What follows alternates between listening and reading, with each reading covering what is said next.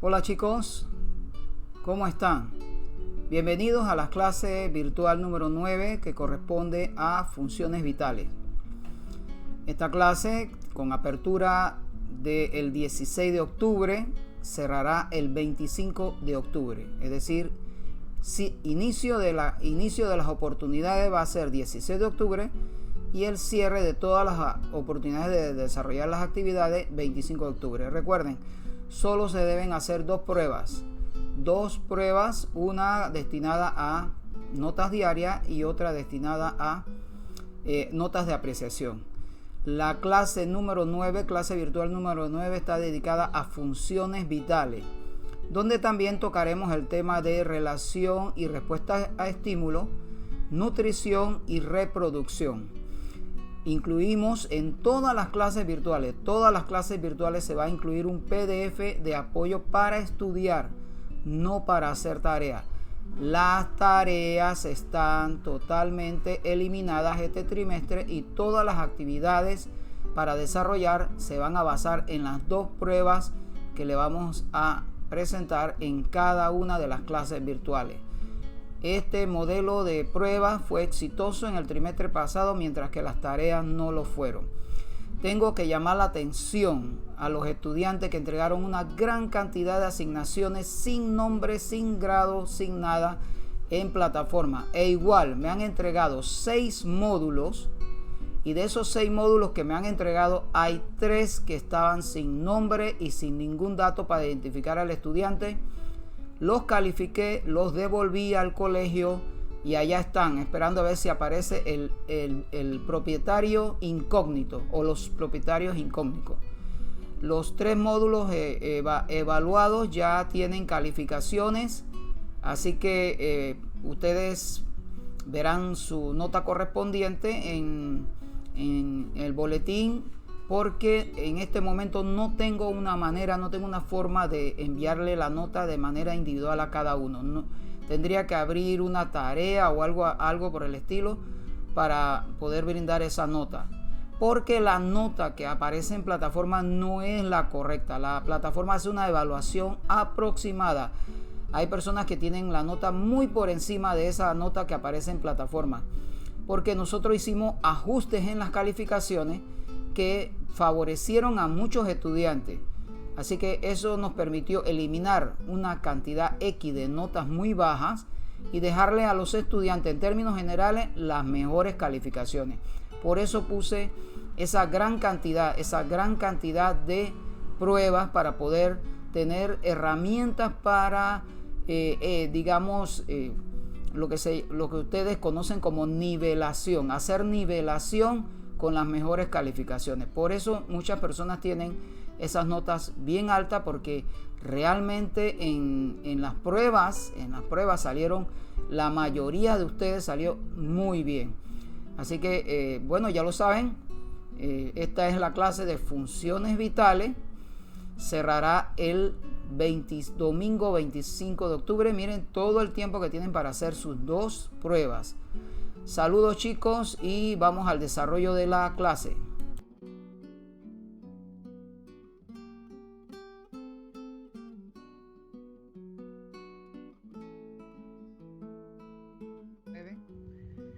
Vamos a iniciar entonces rápidamente las explicaciones indispensables para que ustedes puedan desarrollar aprendizaje y además responder a las pruebas que hemos incorporado en plataforma junto a este tutorial de la clase virtual número 9. Entremos en materia.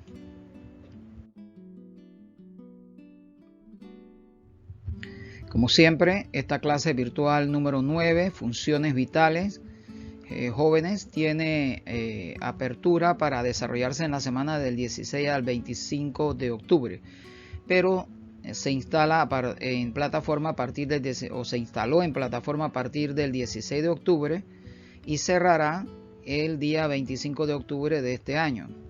Así que tienen ustedes 10 días calendario para desarrollar todas las actividades relacionadas con las pruebas que le hemos incorporado a esta clase virtual número 9. Como siempre, y hacemos énfasis en esto, de esta serie de páginas web, de esta serie de canales de YouTube, incorporamos imágenes, videos que nos ayudan a prediseñar todo el contenido de estos tutoriales.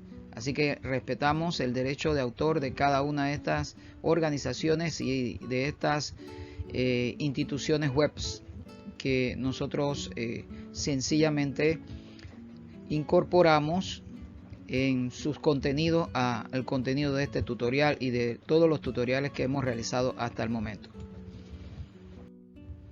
Funciones vitales. Bienvenido entonces a la clase virtual número 9. Vamos a ver los contenidos y vamos a ver que en funciones vitales tenemos 3 grandes funciones que vamos a tocar como parte de las características de todos los seres vivos en realizar esta serie de actividades involucradas en estas funciones que le garantizan precisamente la vida, como es la nutrición, la relación y la reproducción, es decir, obtener materia necesaria del entorno para sostener su nutrición, su alimentación, la relación que implica el estar en contacto con el entorno, todos los estímulos que manda el entorno, estar en contacto con otros seres vivos e interactuar con esos seres vivos, ya sea para relaciones por así decirlo, de especie, relaciones interespecíficas o relaciones extraespecíficas entre una especie y otra, que pueden ser relaciones de convivencia o pueden ser relaciones de defensa, de huida, relaciones que van involucradas a la depredación o captura de presa. Bueno, todo ese tipo de relación forman parte precisamente de las funciones vitales que un ser vivo debe alcanzar para poder desarrollar a plenitud su toda su vida, o sea, es decir, alcanzar el máximo de plenitud de su vida. Y por supuesto la reproducción, que garantiza la continuidad de la especie, y en este caso más adelante veremos los tipos de reproducción a los que nos referimos. Función de relación, ¿qué es? Pues es la función en el cual el proceso por el cual los seres vivos reciben información del medio que los rodea, dan una respuesta para asegurar su supervivencia, como lo decimos. Puede ser una identificación de la pareja, del macho hacia la hembra, de la hembra hacia el macho. Puede ser una identificación de la flor apropiada para obtener néctar, como hacen las abejas o los colibrí. O puede ser la de identificación de un sonido raro que puede llamar la atención y avisar de riesgo de peligro. Porque los seres vivos necesitan capturar el alimento, buscar pareja, defenderse de los depredadores y elegir las condiciones ambientales más favorables para su vida. Así que esa es pues sencillamente la razón por la cual obviamente los seres vivos tienen que desarrollar este tipo de relación o este tipo de actividades involucrados en la función de relación. Esa relación responde a estímulo. Entonces, ¿qué es un estímulo? Un estímulo son variaciones o cambios que ocurren donde, ya sea en el medio externo o interno del individuo. Cuando hablamos del medio interno hablamos de todos sus sistemas. Cuando hablamos del medio externo hablamos del entorno que le rodea. Entonces, ¿qué desencadena? Desencadena que de una u otra manera tú tengas una respuesta, como es el caso de nuestro, digamos, en la parte interna de nuestro cuerpo. Nosotros recibimos mensajes relacionados con nuestro estado de salud, cuando ya tenemos un dolor de cabeza, cuando tenemos una constante evacuación intestinal, de excretas, que comúnmente llamamos diarrea. Entonces, esta serie de cosas son cambios en el aspecto interno, cuando te sientes sofocado, cuando empiezas a sudar porque el día está muy caluroso, porque te agitaste o te ejercitaste. Entonces, todos esos son cambios que se manifiestan y que tienen una reacción de manera interna, pero hay reacciones de manera externa. Y están involucrados para esto, entonces, como ves allí, los órganos de los sentidos, el sentido de la audición, el sentido del tacto, del gusto, de la vista, del olfato. Toda esta serie de sentidos son los que a nosotros, por lo menos los mamíferos y una gran cantidad de vertebrados, están involucrados en ayudar al ser vivo a detectar esa relación del individuo con su entorno. Respuesta a estímulos en planta. Vamos a ver aquí, y tal como lo dice la información, las plantas requieren luz solar. ¿Qué pasa cuando una planta no recibe la cantidad de luz solar apropiada? Porque ella realiza el proceso de fotosíntesis. Acuérdense que ese proceso de fotosíntesis, como lo vimos en célula animal y vegetal, se realiza en una estructura u organela. Organelas son esas pequeñas cositas que cada célula tiene dentro, y que cada una de esas cositas realiza una función específica, como si la célula fuera totalmente el equivalente a un ser vivo. Es que la célula está viva. Por eso tiene una organela que le ayuda a realizar la oxidación, que es la verdadera respiración. La oxidación celular es la verdadera respiración del ser humano, del ser vivo, de plantas, animales, de organismos microscópicos, de unicelulares, de multicelulares, de invertebrados, de vertebrados.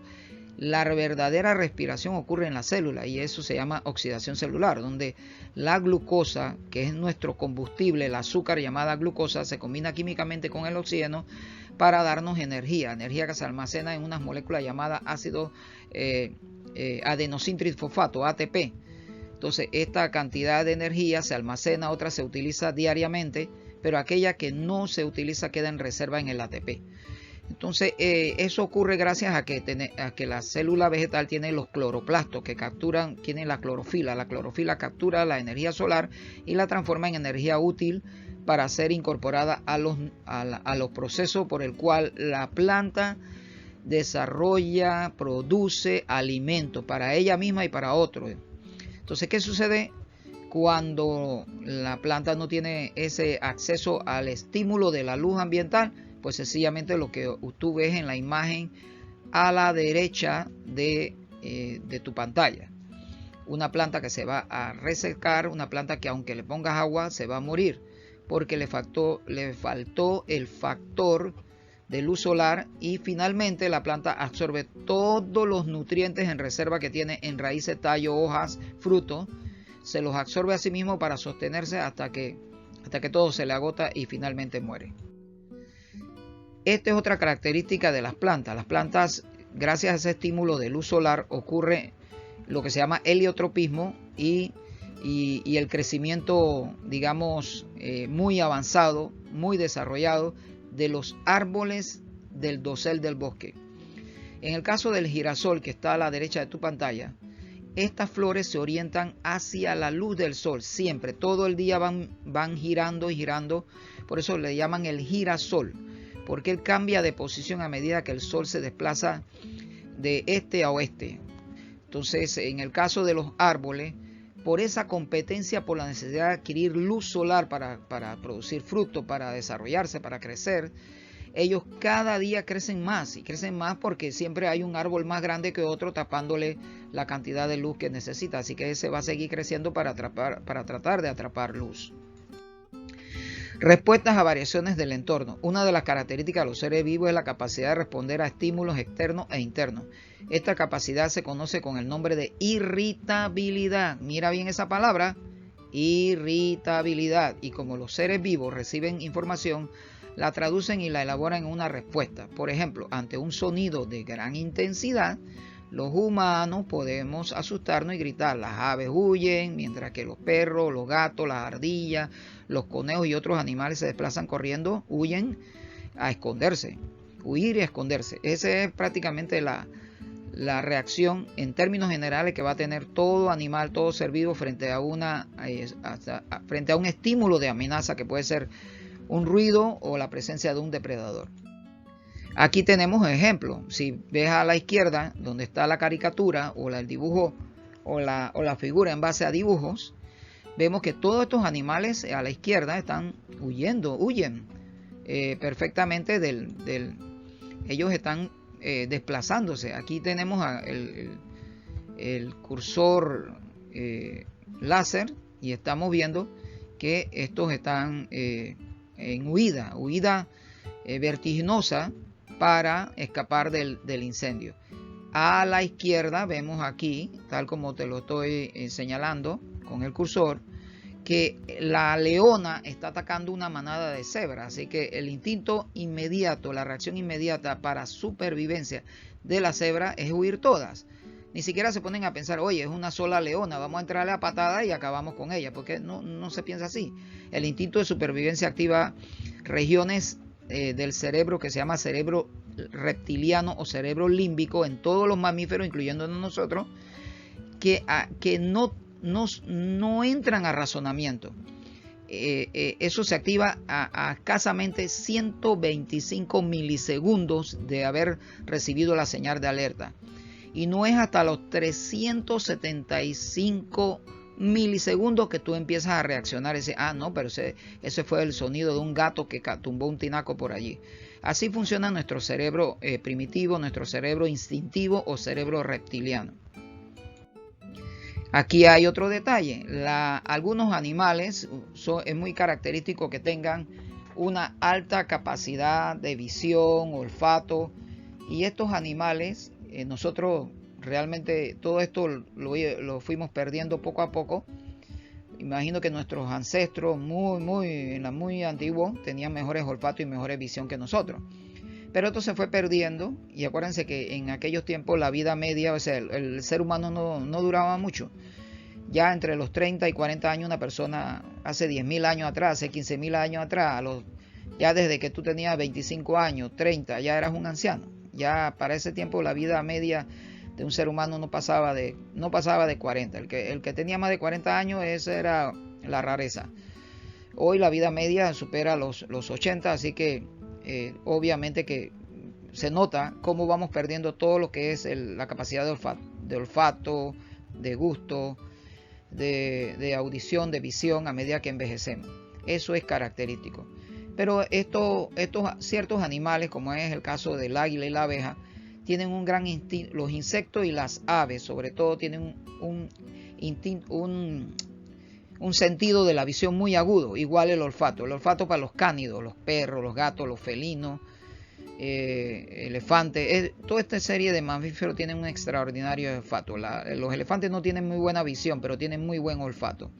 Entonces eso es parte del desarrollo de los sentidos para enfrentarse a los retos del entorno, y eso es parte de las adaptabilidades que tienen los seres vivos precisamente para obtener presa, para escapar del depredador y otras, o buscar su alimento, como el caso de las abejas, que la abeja es un invertebrado, obviamente es un invertebrado, y su alimento principal es todos los productos que generan los organismos, como las plantas que son autótrofas.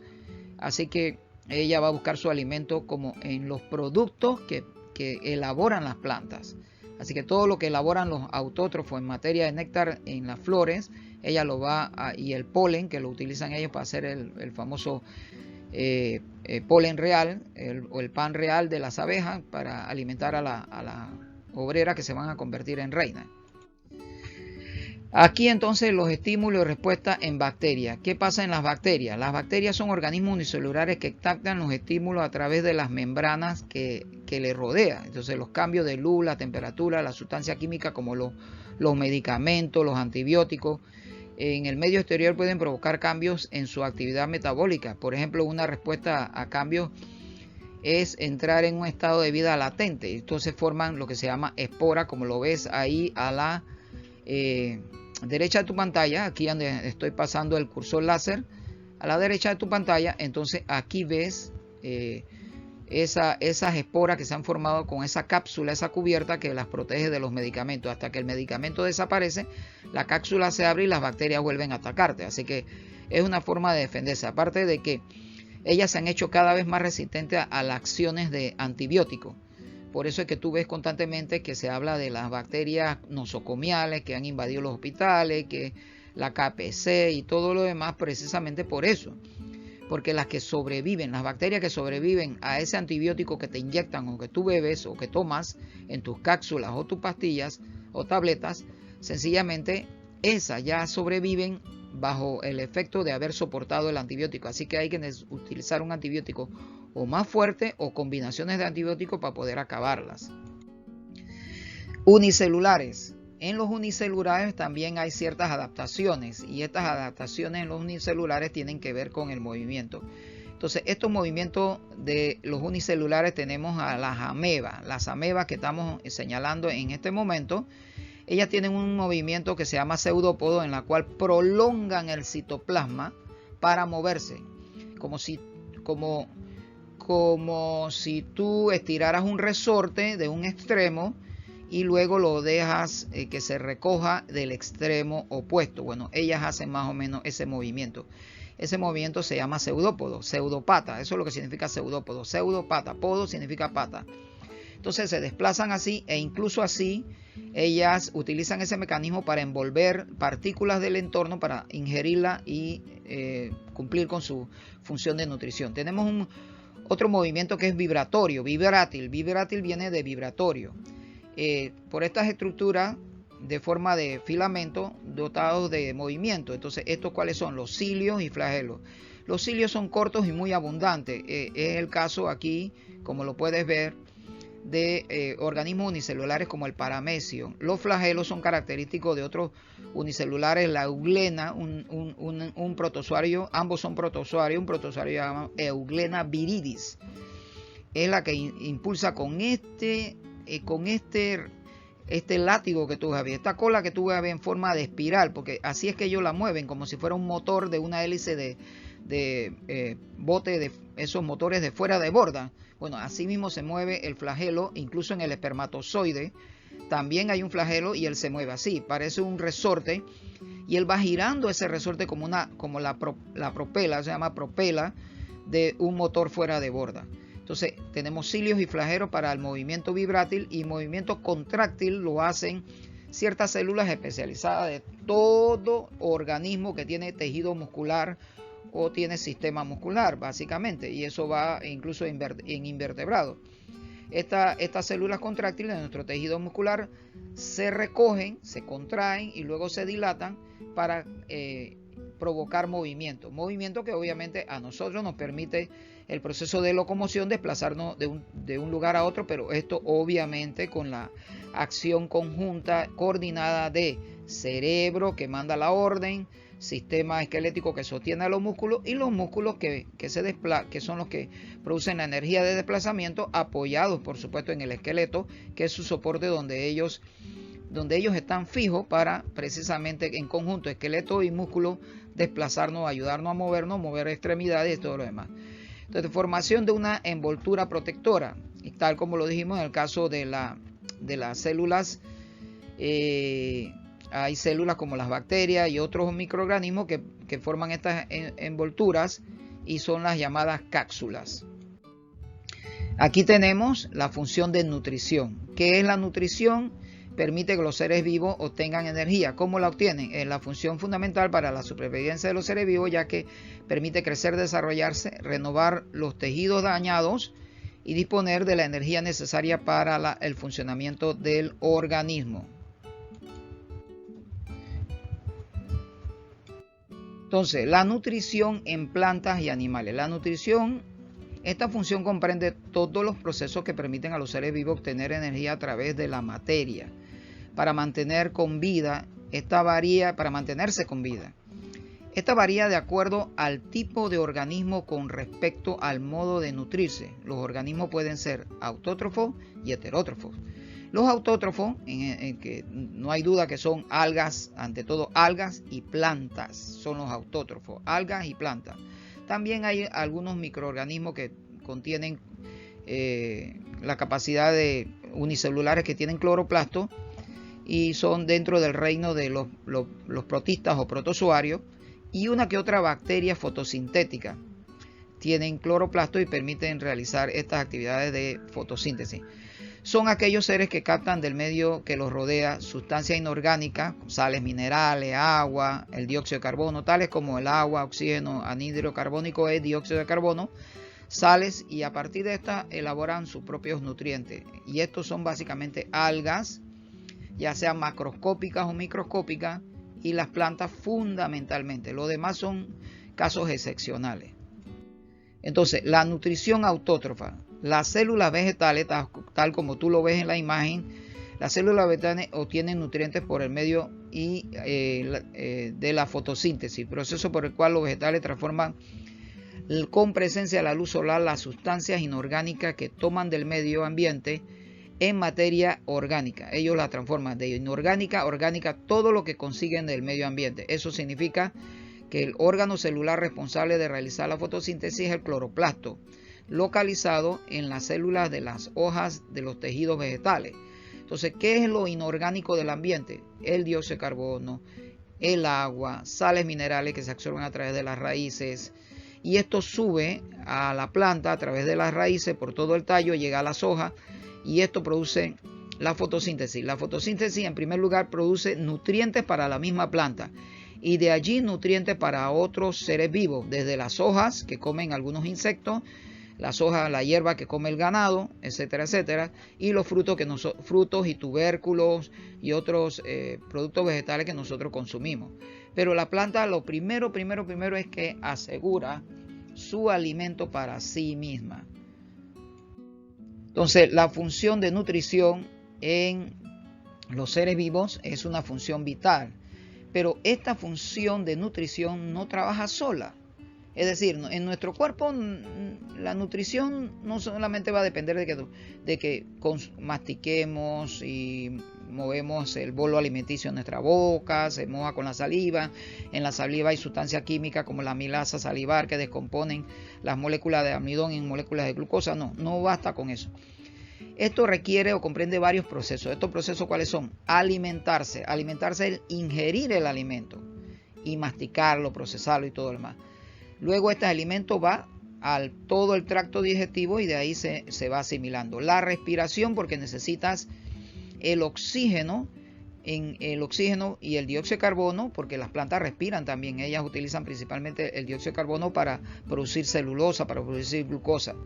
La circulación que transporta esos nutrientes en caso nuestro, desde el intestino delgado y el intestino grueso, transportan nutrientes a todo el organismo y a toda la célula para ser aprovechado, y la excreción para descartar los desechos. En el caso de los animales, la excreción a través de todo lo que es de heces fecales, porque tanto los invertebrados como los vertebrados defecan, incluso los unicelulares defecan, pero ellos defecan sustancias químicas que son dañinas para el organismo. Miren, las bacterias que fermentan, que consumen azúcar, que se meten al azúcar a consumirse la glucosa que hay en los sustancias, en los jugos azucarados, excretan como desecho el alcohol. De ahí es que se obtiene el alcohol. Realmente, si te pones a pensar, el alcohol es un orine de bacteria, y eso es lo que todo mundo alegremente se toma, el orine de una bacteria, porque eso es un desecho que la bacteria descarta para no morirse, porque si se queda con él, el alcohol la mata. Y sin embargo nosotros nos tomamos muy alegremente, con todas las consecuencias que tiene, desde accidentes de tránsito hasta la cirrosis hepática. Entonces, en el caso de la planta, ella excreta o desecha cosas que a nosotros nos ayudan a sostener la vida en el planeta Tierra, como es el oxígeno, porque ellas excretan o liberan oxígeno al ambiente, o desechan el oxígeno al ambiente después de todas sus reacciones de fotosíntesis, y vapor de agua. Entonces ese vapor de agua vuelve a la atmósfera para completar el ciclo del agua. Y la fotosíntesis, en caso de las plantas, pues eso es lo que desarrolla. Acá a los tipos de nutrición, dependiendo de qué tipo de ser vivo es, cada tipo de ser vivo tiene un tipo de nutrición. Por ejemplo, tenemos aquí al tigre, que es vamos primero a identificar los heterótrofos. Los heterótrofos son todos aquellos que no pueden consumir, no pueden producir sus propios alimentos. Los únicos que pueden producir sus propios alimentos, ya lo dijimos, plantas y algas, y esos son autótrofos. Estos son todos heterótrofos. Entonces, los heterótrofos se clasifican en carnívoros, filtradores, descomponedores como los hongos, omnívoros como el perro que come tanto carne o lo que le pongan. Hoy día la moda es comprarle los peles, esos peles empacados, alimento especial de que para perro, pura cuestión comercial, porque imagínate los perros de hace 100 años con qué los alimentaban. Pues igual la gente alimenta a sus perros hoy día como los alimentaban hace 100 años. Y el perro es un acompañante del cazador, o sea, el perro era un animal salvaje, así se hizo doméstico, y a partir de que lo domesticó el ser humano, sencillamente se le ha dado siempre la comida que el ser humano, lo que sobraba, porque lo acompañaba a la cacería y lo recompensaban. Por eso se hizo doméstico, porque notaba que cada vez que se cazaba un animal y el ser humano lo consumía, a él le tocaba algo. Así que acompañar al ser humano en cacería, se formó ahí esa simbiosis. Simbiosis cuando una relación de dos especies diferentes, conviven y se favorecen una a la otra sin perjudicarse. Entonces el perro es omnívoro, los seres humanos somos omnívoros, el hongo es descomponedor, igual que las bacterias. Aquí tenemos un filtrador que son los corales, las esponjas marinas, las almejas, los caracoles, todos esos son filtradores. Ellos filtran todas las partículas que flotan en el océano, en el agua dulce, depende de dónde esté. El camarón también es otro que ingiere partículas, no es filtrador, pero a través de con su tenaza va atrapando partículas, más que todo las que están depositadas en el fondo del río, del lago o del mar. Entonces el oso, que es totalmente, en este caso el panda, porque los osos, los otros osos son omnívoros también, el grizzly, el oso pardo, toda esta serie de osos. El caso del panda es uno de los pocos osos totalmente vegetarianos.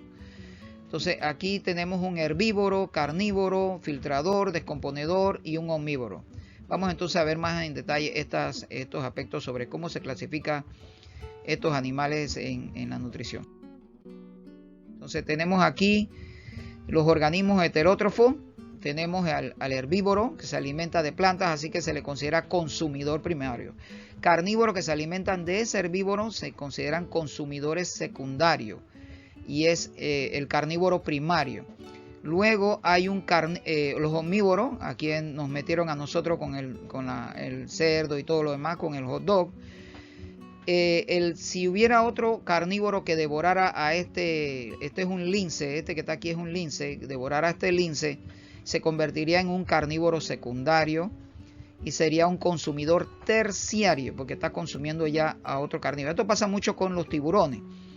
Los tiburones comen a otros peces que comen peces, ¿sí? Entonces ya el tiburón es un carnívoro secundario, o sea, un consumidor terciario. Los descomponedores, que ya lo dijimos, son hongos, bacterias, y los parásitos, que no los mencionamos hace un instante, pero ellos también tienen su mecanismo de nutrición, y esos son dependientes totalmente de otro ser vivo, por eso se denomina parásito. Aquí tenemos un ejemplo de cadena alimenticia. ¿Qué es lo que primero incorpora energía en la parte terrestre, en la parte oceánica? Tenemos a los productores primarios, en este caso el fitoplancton, que tienen algas marinas microscópicas y las algas macroscópicas. Luego tenemos a quienes consumen a los productores. Estos son los herbívoros, así que ellos son los consumidores primarios. Luego tenemos al carnívoro que se come a ese herbívoro. En el caso del ratón, que se está comiendo al grillo, y en el caso de estos peces que se comen a estos pequeños organismos del zooplancton. Luego tenemos a los consumidores secundarios. Estos son consumidores secundarios, porque ya se comieron a un consumidor primario. El consumidor terciario, como les decía, son ya otros peces que comen peces. Y en el caso de la serpiente, que se ha comido al ratón. Y por último tenemos al consumidor cuaternario, que es el águila que está devorando a la serpiente. Y la orca, que come pues peces, come tiburones, ataca a morsas, focas, etc. Reproducción. La reproducción es el proceso por el cual un ser vivo le da continuidad a otro ser vivo. Entonces, casi siempre semejante a él o idéntico a él, depende del mecanismo de reproducción. En este caso tenemos la reproducción en el que un ser vivo no necesita de una pareja o del sexo, o un organismo de sexo opuesto a este. Es la reproducción asexual, no requiere gametos, no requiere presencia de gametos, sencillamente basta con algunos procesos que vamos a ver ahora, y el proceso cisexual, donde deben intervenir los gametos reproductores, porque en eso consiste la reproducción sexual, que participen gametos masculinos y femeninos para producir un nuevo ser. no tiene que ver propiamente con el tener un sexo u otro. Las plantas tienen ambos sexos, ambas células reproductoras en la flor. Una en el grano de polen, que es donde va a estar la célula reproductora masculina, en el grano de polen, y en el pistilo, la parte esa que nos quitamos de la flor de papo, le quitamos y nos ponemos en la punta de la nariz, se llama dique nariz de Pinocho, ahí ese es el pistilo, el llamado ovario, pues es parte del pistilo, a eso se le llama ovario, en ese ovario es que están los óvulos o las células reproductoras, porque no son óvulos, tienen otro nombre, las células reproductoras femeninas de la flor, y todas las flores están, en sus células femeninas están ubicadas en su ovario, el ovario de su pistilo. Entonces, vamos a ver entonces en qué consiste todo esto.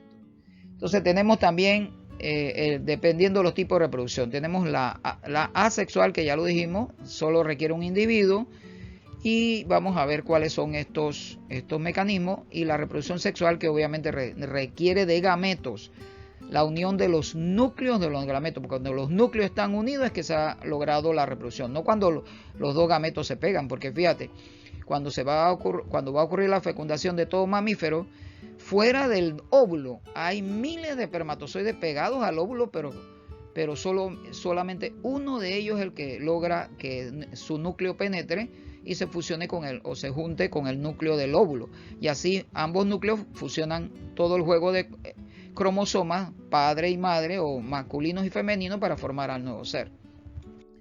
Entonces aquí tenemos algunos ejemplos así muy a grosso modo de lo que serían los mecanismos de reproducción asexual en plantas. Por ejemplo, tenemos de forma natural que las plantas forman estos mecanismos de reproducción. Todos estos son tallos subterráneos, en su mayoría bulbos, tubérculos, rizomas, estolones, son tallos subterráneos, y hay plantas que se reproducen a través de las hojas. Su hoja tiene la capacidad de formar yemas, un proceso que se llama gemación, formar yemas, que le permite entonces que esas yemas caigan en la tierra y formen una nueva planta. Hay una planta de jardín que es muy popular en eso, en los sitios de ventas de cosas de materiales de construcción, por regla general las tienen. Entonces no recuerdo su nombre, realmente en este momento no recuerdo su nombre ni común ni científico. Entonces de manera artificial se siembra por estaca, como la yuca. El acodo, que es simplemente agarrar una rama de un árbol y meterla en la tierra hasta que forme raíces. De ahí entonces se saca y se siembra esa rama. También el acodo se hace aéreo. El acodo se agarra una bolsa plástica, una bolsa de saco o de tela, se rellena con tierra, se le hacen unas pequeñas ranuritas en la rama de un árbol para que penetre, se le ponen nutrientes, fertilizantes apropiados, y se envuelve la rama con esas pequeñas rajaduras que se le hacen con un cuchillo a esa rama, y se envuelve con esa tierra, se le pone agua constantemente, obviamente preferiblemente con un poquito de algo de fertilizante, y al cabo de un tiempo van a ver que salen raíces de ahí. Cuando ya tiene las raíces, la rama se corta antes de la bolsa, para no perder las raíces, y esa rama se siembra, y en cuestión de meses o un año ya está produciendo frutos. Este es el acodo. Y el injerto, porque hay acodo natural y hay acodo artificial. Y el injerto, que no es más que agarras una planta que tú consideras es de buena calidad y tomas una rama de otra planta que también es de buena calidad, pueden ser de la misma especie o especies similares, y unes una con la otra, se envuelve, se le pone cierta sustancia, ciertas hormonas, para entonces desarrollar totalmente una nueva planta que va a tener una parte de una variedad y una parte de otra variedad. La famosa naranja injertada se produce de esa manera. Entonces aquí tenemos cuáles son los tallos subterráneos. Los estolones, que son tallos que crecen de manera horizontal, tal como lo ves aquí. Y esto es bien característico de plantas como la fresa. Las fresas se reproducen de esa manera. Siembras una y va creciendo otra porque el tallo, hay un tallo subterráneo que se va regando bajo la tierra y produce el crecimiento de la aparición de una nueva planta. Tenemos entonces el caso de los tubérculos, que son la papa como tubérculo, el ñame es otro tubérculo.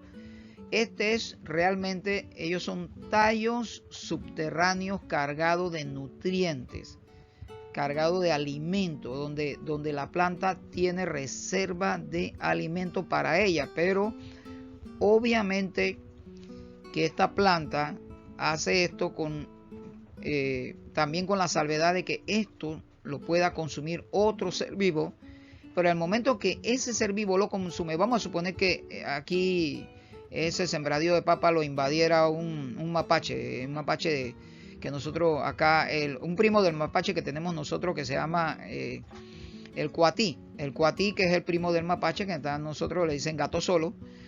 Ellos les gusta consumir este tipo de tubérculos, se meten a las plantaciones de papa y escarban y sacan. Bueno, cuando él se come eso, donde él deja las excretas, quedan pequeñas fracciones de la papa con yema.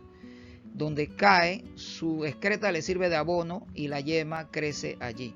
No te extrañe que encontremos en nuestra selva papa silvestre. Eso sería muy común.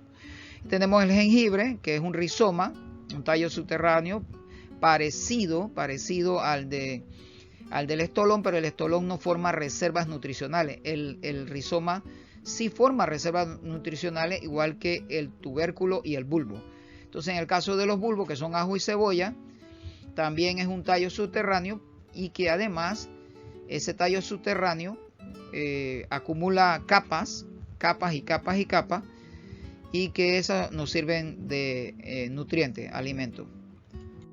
Aquí tenemos lo que sería la reproducción asexual, principalmente en invertebrados. Entonces, en invertebrados tenemos la gemación, que consiste simplemente en dejar salir una yema, como la que ocurre aquí en esta ameba. Ese es un ejemplo de una ameba. La ameba está dejando salir una yema. Esa yema va con material genético y de ahí se produce una nueva ameba. Tenemos la bipartición, que no es más que la célula por mitosis, una división celular llamada mitosis. Se divide en dos, formando dos nuevas células: la célula original, la célula madre originaria, y una nueva célula hija. Y tenemos la célula que forma espora.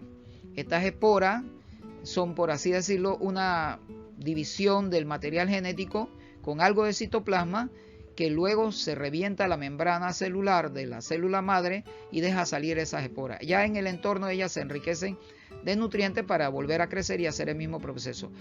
El mosquito anófeles, que nos transmite la malaria, el parásito de la malaria se reproduce de esta manera. Por eso es que la malaria es tan dañina, porque cuesta mucho detener esa producción de esporas en la malaria. Y obviamente los hongos también tienen este mecanismo de reproducción. El otro que tiene este mecanismo de reproducción son los helechos, la planta llamada helecho. Entonces tenemos la fragmentación, que es cuando agarras un ser vivo, se divide en muchos pedazos, y cada uno de estos pedazos puede generar otro ser vivo.